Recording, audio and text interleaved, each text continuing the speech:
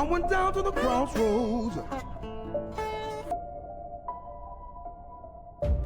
At a lonely crossroads in Mississippi, a young man clutches his guitar. The night is quiet.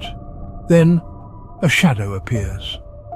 A deal is made, and just like that, Robert Johnson becomes one of the greatest blues musicians to ever walk the earth.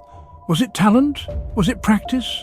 Or did Robert Johnson really sell his soul to the devil in exchange for musical genius? I love this morning, a blues walking like a man.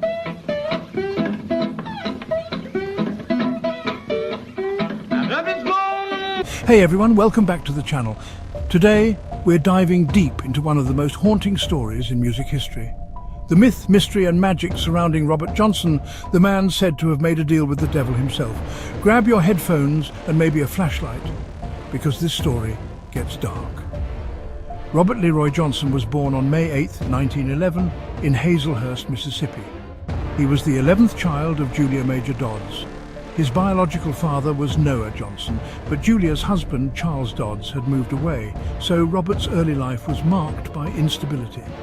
Growing up, he moved around a lot with his mother, eventually settling in Robinsonville, Mississippi. As a teenager, he developed an obsession with the blues and idolized Delta legends like Charlie Patton, Son House and Willie Brown. But back then, Johnson was not great. In fact, Son House remembered him as being annoyingly bad at the guitar. And then something happened. Johnson disappeared for about 6 months. When he returned, everything had changed. Suddenly, he could play anything. His fingers moved like lightning. His voice carried sorrow and soul beyond his years.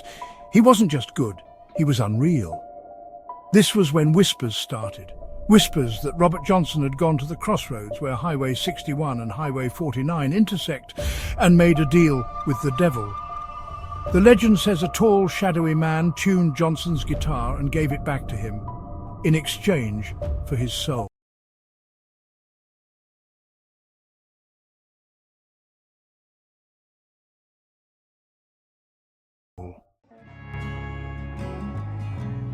Now let's talk about the music itself, because this is where things get really eerie. Songs like Me and the Devil Blues, Hellhound on My Trail and the iconic Crossroad Blues fed the rumours.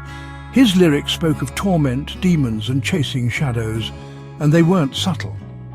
Between 1936 and 1937, Robert Johnson recorded just 29 songs across 2 sessions in Texas. But those few tracks would go on to shape modern music forever. He influenced Eric Clapton, Keith Richards, Bob Dylan and even Jimi Hendrix. Clapton once called him the most important blues singer that ever lived. Johnson's finger-picking style, slide guitar and haunting voice laid the groundwork for rock and roll blues and beyond.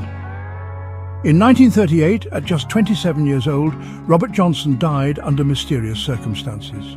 Some say he was poisoned by a jealous husband. Others claim it was pneumonia or syphilis, but no official autopsy was ever done. He was buried in an unmarked grave. Some believe the devil came back to collect his due. Whatever the truth is, Robert Johnson's legacy is immortal. He's often called the grandfather of rock and roll. His music still echoes through every bluesy guitar solo you've ever heard. And that story, the one about a man who traded his soul for greatness, well, it's one that still haunts music to this day. Maybe it was just talent, maybe it was hard work, or maybe, just maybe, the devil really does play the blues. And there you have it.